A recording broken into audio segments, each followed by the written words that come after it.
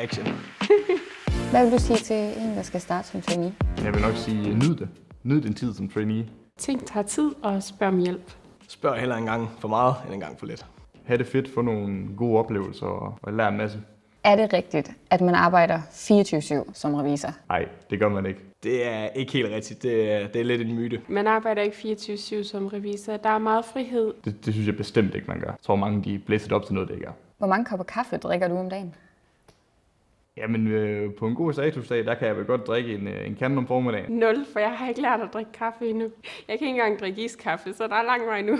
På en god dag, så kan jeg godt lægge 10 kopper eller sådan noget i sækken. Og du kan godt sove om natten? Sagtens, det er intet problem. Hvilke sociale aktiviteter husker du? Jeg kigger især tilbage til vores trainee-tur til Lanzarote. Hvor vi var nede og have en masse faglig gennemgang af de her programmer, man nu bruger i hverdagen. Det var også en måde at lære nye mennesker at kende på, især også til vores videre forløb i skole. Så det er rart, at man har lært folk at kende på forhånd, for det gør det meget nemmere. Det var virkelig en speciel oplevelse på den gode måde. Så det må være den oplevelse, jeg husker